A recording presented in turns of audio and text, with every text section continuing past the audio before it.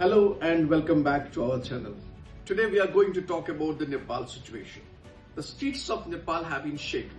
A wave of protests largely driven by nation's youth have forced the Prime Minister to resign and sent shockwaves through the political establishment. But as the dust settles, a critical question remains.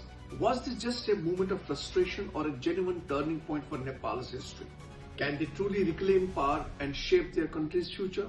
The protest started with a social media ban, but that was just the spark. For years, anger has been simmering. Young Nepalis have watched as political corruption have become a norm. Meanwhile, youth employment is a major issue with thousands leaving the country every day to find work. This is a generation that grew up in the Republic promised a new era of democracy and opportunity. But for many, that promise has been broken. They see the same old political elite, the same corruption and a system that's still rigged against them.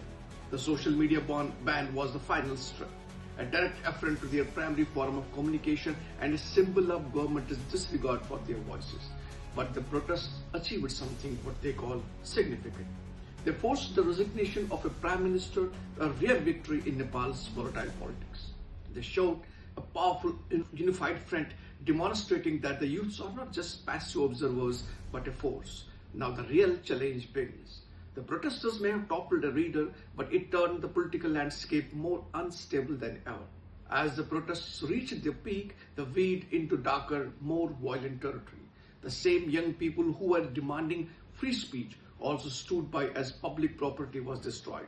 A major media house was set on fire. The parliament building was stormed and damaged. People were attacked and lives were lost.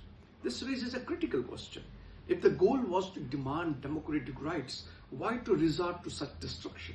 The government and some analysts have suggested that the protesters were infiltrated by mischievous elements or anarchist groups with their own agenda.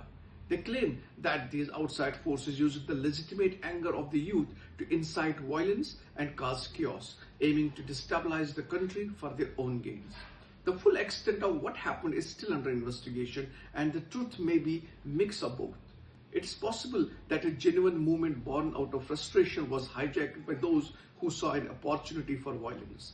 But the question remains, what next for Nepal? The youth of Nepal have proven their power to disrupt.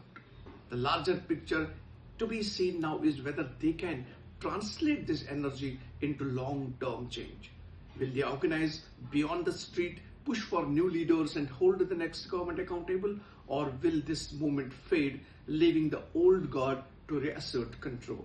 The future of Nepal hangs in balance, and it is the young people who will ultimately decide if this movement of protest becomes the start of their new chapter for their country.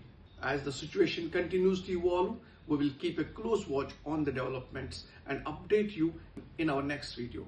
For a deeper look at this story and other world news, subscribe to the channel. Thank you for watching.